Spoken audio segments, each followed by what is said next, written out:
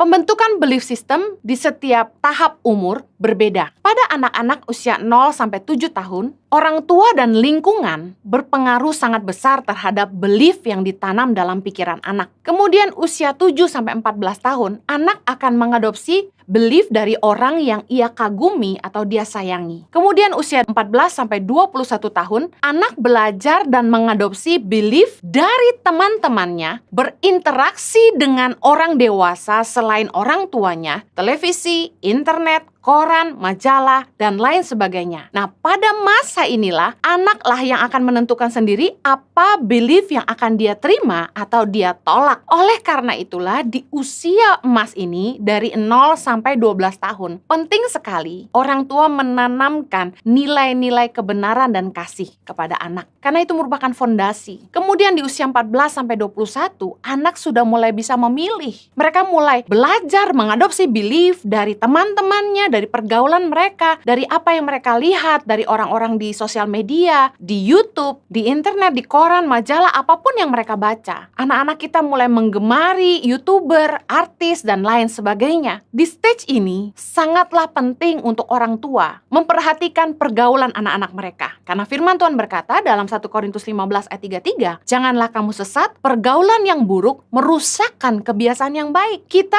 harus ngerti bahwa ada anak-anak yang dibesarkan dengan cara yang baik, diberi kasih sayang. Tapi begitu dia bergaul dengan teman-teman yang salah, pergaulan yang buruk, merusak karakter mereka yang baik. Pergaulan yang buruk bukan hanya mengubah kebiasaan yang baik, tapi mengubah karakter yang baik menjadi buruk. Hati-hati di usia 14 sampai 21 tahun, kita harus perhatikan baik-baik anak-anak kita bergaul dengan siapa, mereka kagum kepada siapa, mereka mendengarkan apa, menonton tayangan apa. Karena itu akan menanamkan belief system mereka, dan itu merupakan keputusan yang mereka akan pilih ke depan. Dari mana sumber belief system kita sebagai orang percaya? Roma 10 ayat 17 berkata gini, jadi iman timbul dari pendengaran, dan pendengaran oleh firman Kristus. Kemudian dalam Matius 6 ayat 22 dikatakan begini, mata adalah pelita tubuh. Jika matamu baik, teranglah seluruh tubuhmu. Firman Tuhan mengajar kita, jangan terus menonton atau membaca berita atau komen yang melemahkan iman kita. Jangan beri telinga, jangan dengar omongan-omongan negatif atau apapun yang melemahkan iman kita. Saya tahu saat-saat ini kita sedang hidup di masa-masa yang tidak mudah. Banyak yang menjadi lemah dan mungkin hampir putus asa. Karena itu, jangan beri mata kita dan telinga kita kepada hal-hal yang melemahkan kita, yang mengambil semangat kita dan membuat kita kehilangan iman kita. Beberapa orang tidak tahu bagaimana menggunakan mulutnya dan jarinya dengan benar, sehingga kadang-kadang komen-komen mereka mungkin di sosial media kita, suara-suara mereka tidak membangun sama sekali, malah melemahkan kita. Karena kita tidak bisa menyenangkan semua orang. Kalau kesalahan kita yang kecil saja mereka bisa besar-besarkan, saya yakin mereka orang-orang yang tidak mengasihi kita. Karena kasih itu menutupi banyak sekali pelanggaran. Kalau hanya kesalahan sedikit mereka besar-besarkan, berarti mereka bukan orang-orang yang mengasihi kita. Pilih orang-orang yang mengasihi kita. Kalaupun mereka menegur, mereka memberi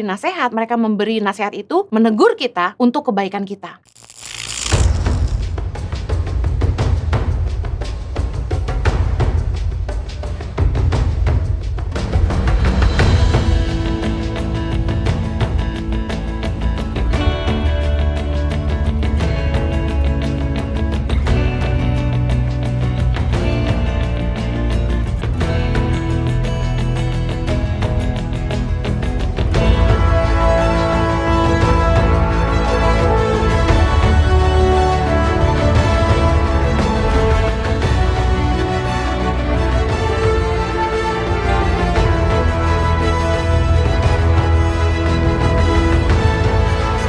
Cerita anak pedalaman dalam meraih mimpi dan mengejar cita-cita bersama Tangan Pengharapan.